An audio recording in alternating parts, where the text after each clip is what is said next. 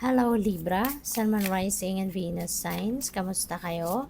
Sana po ay nasa mabuti kayong kalagayan. Welcome back po sa Star Tarot.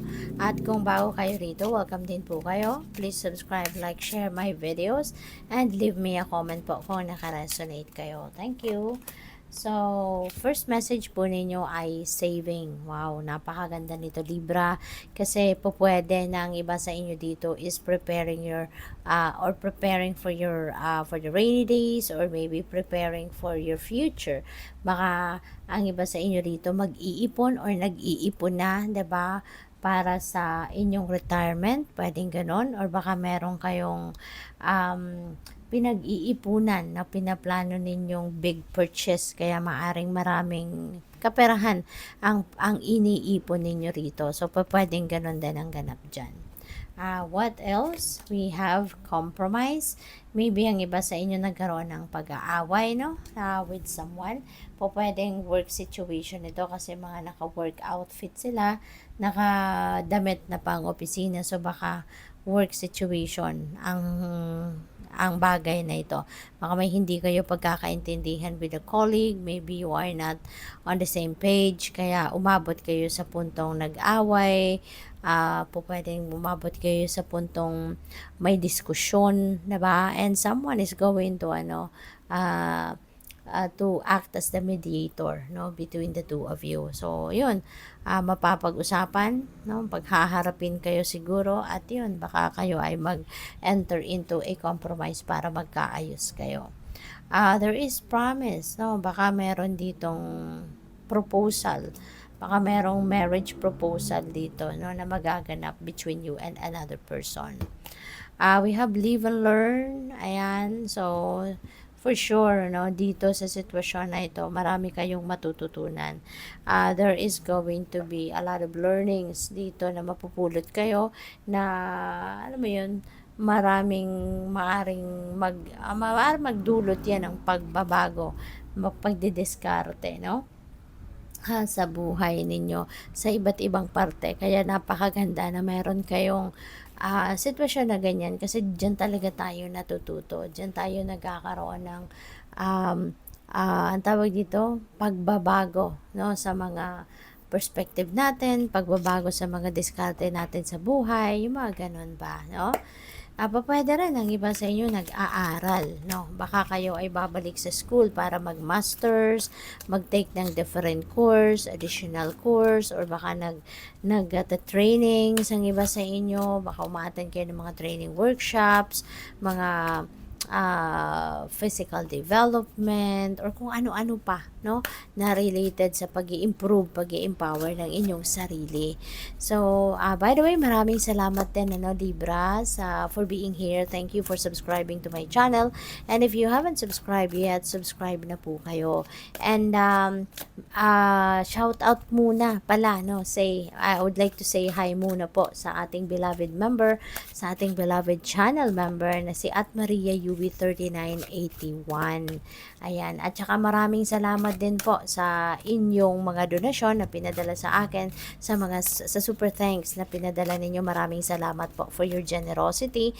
Salamat din sa iba pa, no, na nagpapadala ng donasyon, at saka sa mga hindi nag-skip ng ads po. Maraming salamat for your time also and your support. So, we have Ten of Winter. Tens represents endings, no? At meron ditong puputuli na kayo na connection, no?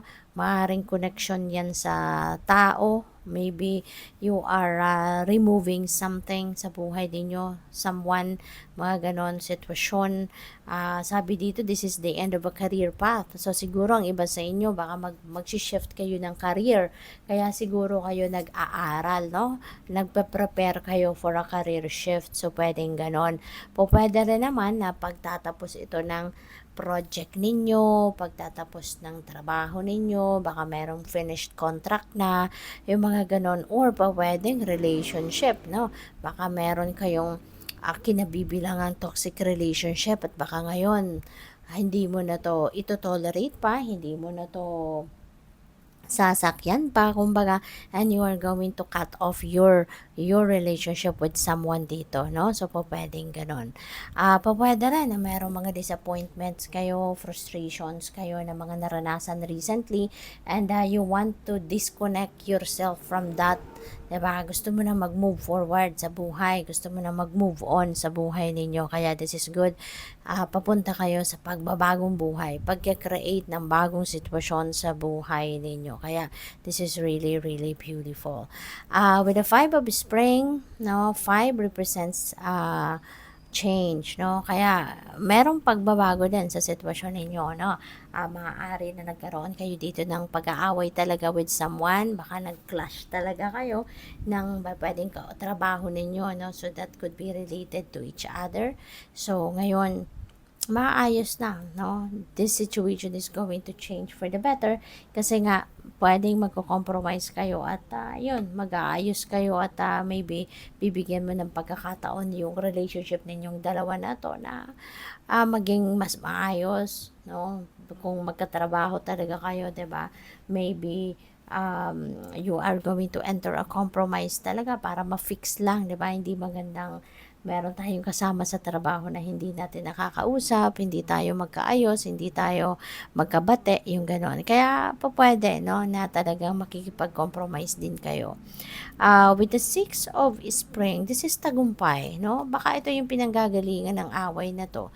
Baka ang iba kasi sa inyo, baka na-promote kayo, no? Baka na-promote kayo, baka kayo ay baka ka-rival ninyo ito, yung taong ito, no, sa promotion na yan. Baka yan din ay interesado sa posisyon ninyo, kaya siguro yan ang pinagsimulan ng away. But yun nga, magkakaayos din kayo. And the Six of Spring is your victory, no? Hindi mo naman siguro to pinilit na kunin sa kanya or sa kang kanino man yung posisyon na to. This was awarded to you kasi nakita, no, ng manager ninyo, ng employer ninyo yung potential mo, 'di ba? Kaya for the job well done na ginawa mo, so maybe you were being rewarded with promotion or pay raise siguro yung ganon, 'di ba? And we have Four of Autumn. Ayan. So be cautious, no? Dito sa mga ano ninyo, be cautious sa mga decisions ninyo, no? Pangkaperahan, maybe there is a need for you to be careful with your budgeting, pagmamanage ng inyong pera, paggastos ng inyong pera, yung ganon, okay? So good luck. Thank you for watching. Love and light. Namaste.